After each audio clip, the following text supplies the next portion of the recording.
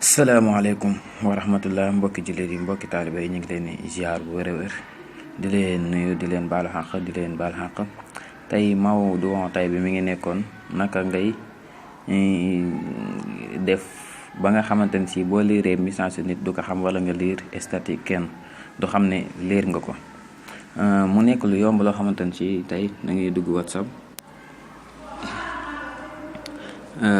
nga bës ñetti tomb yi, après nga bës confidentialité, après nga bës politique, hide for contact. bu fekkee say contact nga bañ bu fekkee say contact nga bëgg boo liiree seen message duñ ko gis. bu fekkee say groupe tamit da nga bëgg boo liiree si message groupe kenn du xam ne liir nga.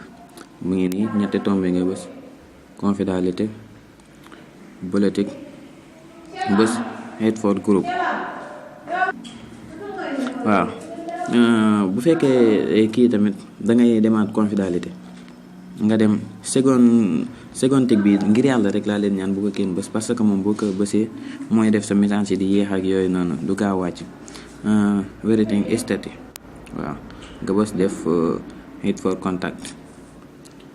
bu la neexee tamit say groupe nga def leen confidentialité, writing statut, hide for groupe. waaw bu la neexee nag mën ngaa bañ a def say groupe bu fekkee bëggoo ki nga demaat recording ngay bës. il faut nga def yëpp pour que boo liiree message jàmbur du ko signaler dara. il faut nga def yëpp pour que du ko signaler dara. après nga demaat confidentialité, bu leen microphone, hide for contact, nga demaat confidentialité, bu leen microphone, hide for group. après nga demaat confidentialité. bu fekkee hide via group statut, waaw tey jii boo liiree statut kenn du ko xam boo ko defee noonu. bu fekkee tamit da nga bëgg ku la envoyé message du deñ, bu ko supprimer du deñ ci yow. bii si suuf boo ko bësee nii rek moom moo koy kii ba ku la envoyé message du deñ. fi mu toll nii ku ma envoyé message boo ko supprimer du deñ.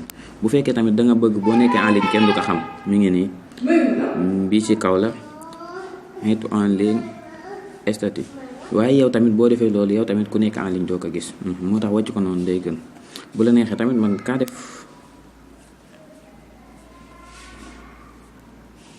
mi ngi nii. wasalaamaaleykum wa rahmatullah.